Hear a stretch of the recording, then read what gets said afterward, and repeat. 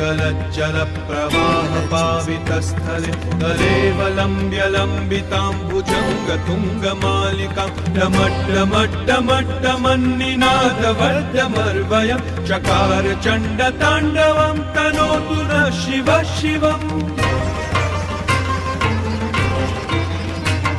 जटाकटाह सम्भ्रमभ्रमन्निलिम्ब निर्झरी विलोलवीचि वल्लरी विराजमानमूर्धनि धगद्धगद्धगज्ज्वलल्ललाटपट्टपावके किशोरचन्द्रशेखरे रतिप्रतिक्षणं मम।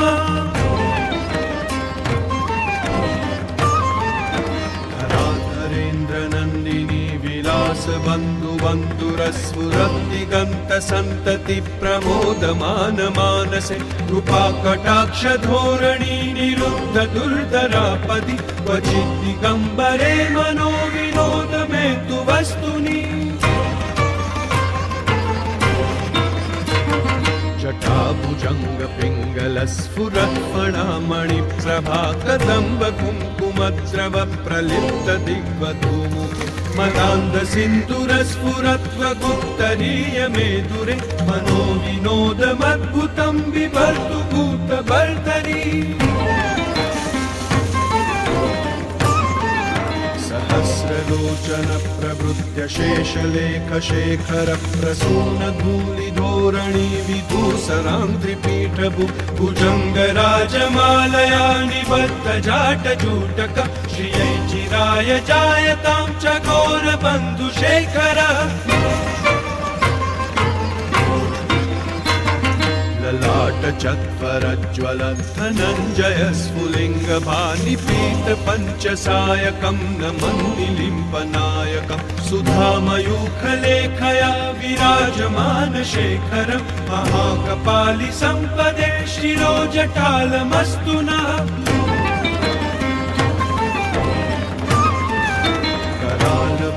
पट्टिका धगद्धगद्धगज्ज्वलद्धनञ्जयाहुतीकृत प्रचण्ड पञ्चसायके धराधरेन्द्रनन्दिनी कुचाग्रचित्रपत्रक प्रकल्पनैकशिल्पिनी त्रिलोचने रतिर्मम।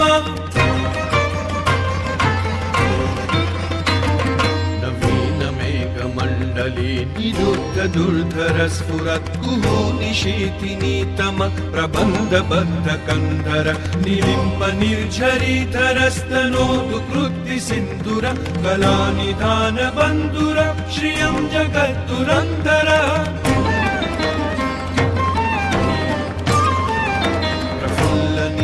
पंकज प्रपंच कालिम प्रभावलंबिकंठ कंदलीरुचि प्रबद्ध कंधर स्मरच्छिदं पुरच्छिदं भवच्छिदं मखच्छिदं गजच्छिदान्त कच्छिदं तमन्त कच्छिदं भजे।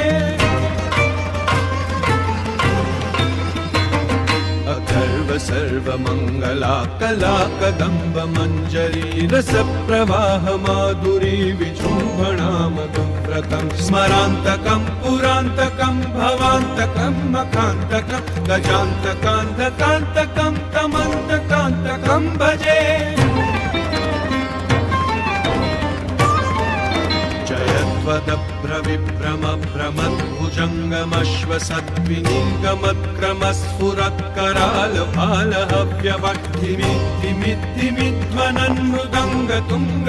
जयध्वदभ्रविभ्रमभ्रमद्भुजङ्गमश्वसद्विनिगमक्रमस्फुरत्करालभालहव्यवह्निमिद्धिमिद्ध्वनन्मृदङ्गतुङ्गमङ्गलध्वनिक्रम प्रवर्तित प्रचण्ड ताण्डव शिव।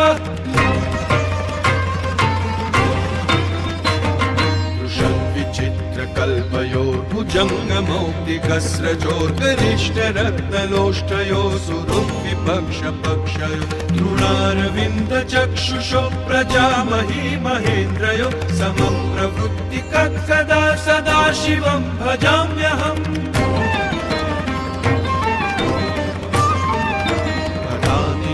निर्झरी निकुञ्जकोटरे वसन् विमुक्त दुर्मतिः सदा शिरस्थमञ्जलिं वहन् विलोललोललोचनो ललाम भाललग्नक शिवेति मन्त्रमुच्चरन् कदा सुखी भवाम्यहम्।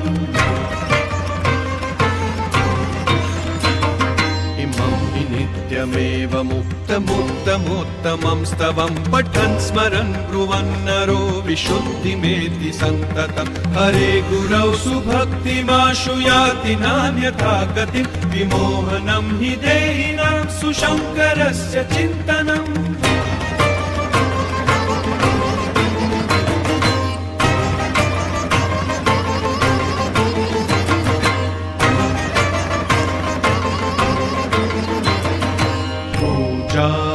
पूजावसानसमये दशवक्त्रगीतम् यः शम्भुपूजनपरं पठति प्रदोषे तस्य स्थिरां रथगजेन्द्रतुरङ्गयुक्तां लक्ष्मीं सदैव सुमुखीं प्रददाति शम्भुः